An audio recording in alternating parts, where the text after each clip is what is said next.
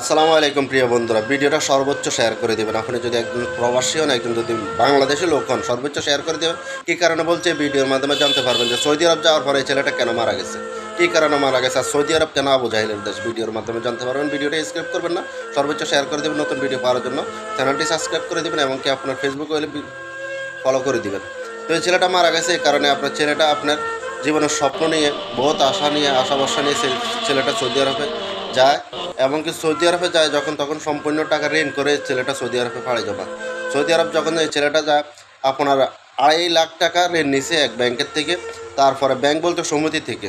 তারপরে 1 লাখ টাকা হালাত নিছে তার এক পাশের বাড়ির পাশে এক আঙ্কেলের থেকে নিছে। তো অনেক স্বপ্ন নিয়ে সৌদি আরব গেছে।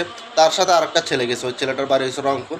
দুইটা ছেলে যাওয়ার পরে দালালের যখন টাকা কমপ্লিট নেওয়া হয়ে গেছে, ছেলেদেরকে 5 থেকে 6 দিন দালালের কাছে রাখার পরে আর চিন্তা করে যে এদেরকে কিভাবে অন্য কোথাও পাচার করে দেবে, কিংবা অন্য কোথাও রেখে আসবে, যেতে আর দালালের কোনো সমস্যা না হয়, কিংবা দালালে যেতে আপনার টেনশন যেতে না করা লাগে। মানে ছাইরা দিলে তো সেই বাইসে গেছে, কারণ সে তো টাকা নিয়ে গেছে। তখন দালালে কী করে, ছেলে দুটোটাকে আপনার চাকরির কথা বলছে যে অমুক জায়গায় তোদের জন্য কাজ ঠিক করছি, কাজের কথা বলে ছেলে দুইটাকে আপনার গাড়ি একটা ঠিক করে এমন জায়গা নামায় দিয়ে আসে। তখন ওই ছেলে দুইটা আর মানে ওইখান থেকে আসতেও পারে না।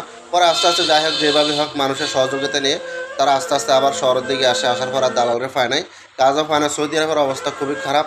কি বলবো, সৌদি আরবের অবস্থা এত ভয়ঙ্কর। সৌদি আরবে আমি দেখছি যে আপনি যদি কখনো কোনো সময় অসুস্থ হন, কখনোই আপনাকে চিকিৎসা তো দিবে না ওই দেশের সরকার, ওই দেশের পুলিশও যদি থাকে আপনাকে আরও দুর্দার করবে, আপনাকে আরও মারার চেষ্টা করবে। সৌদি আরবের আইন কারণ এত খারাপ, সৌদি আরব খুবই খারাপ। মানে সৌদি আরব যেমন আল্লাহ রাসুলের দেশ, তেমন আপনার আবু জাহেলের দেশ।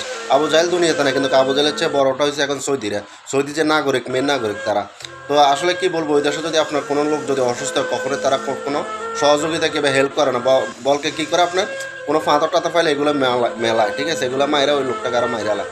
ওই দেশে এত ভয়ঙ্কর। আপনি একটা ইহুদি গার্লফ্রে যান, আপনি একটা অমুসলিম দেশে যান, দেখবেন যে ওই দেশে আপনার যদি আপনার কোনো ডকুমেন্টস থাকে যে আপনার সাথে অন্যায় করেছে, ওই দেশে না করে দেখবেন সাথে সাথে তাৎক্ষণিকভাবে ওই দেশে অ্যাকশনে যাবে, পুলিশে যাবে যে কেন ওর সাথে এগুলো করছে। কিন্তু আপনার সৌদি আরবে যদি আপনার সৌদিয়ে কবিলে যদি আপনার 20,000, 10,000, 50,000 দেড়ামো যদি নিয়ে যায়, আপনার কাছে কাগজপত্র, আপনার কাছে পুরো প্রুফ আছে, কিন্তু আপনার কোনো বিচার নাই।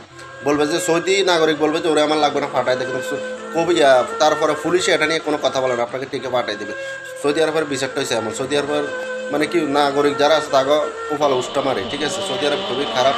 সৌদি আরবে আপনারা আসলে যাবেন না। কী কারণে যাবেন না, সৌদি আরবের আপনারা যদি যান, একমাত্র যে সৌদি যে নাগরিক আছে তারা আপনার জীবন ধ্বংস করে দিবে, কারণ আপনাকে মনে করেন যে উপর উঠতে দিবে না, ঠিক আছে। সৌদি আরবে এখন বর্তমানে কেউ যাবেন না।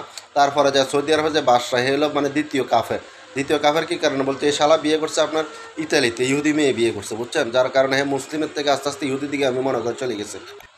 ওই দেশও সিনেমা হল খুলছে, নাইট ক্লাব খুলছে।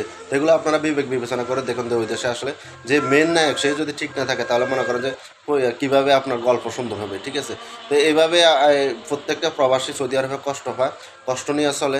এই লোকটা না খেয়ে না দেয় মরে গেল আপনার চিকিৎসার অভাবে। আমি দেখছি দুবাইতে যদি এসব লোক যদি কখনো অসুস্থ, সবার আগে আপনার পুলিশ আসে ওই লোকটাকে তাৎক্ষণিক চিকিৎসা করে, ডাক্তার, অ্যাম্বুলেন্স সব কিছু নিয়ে আসে।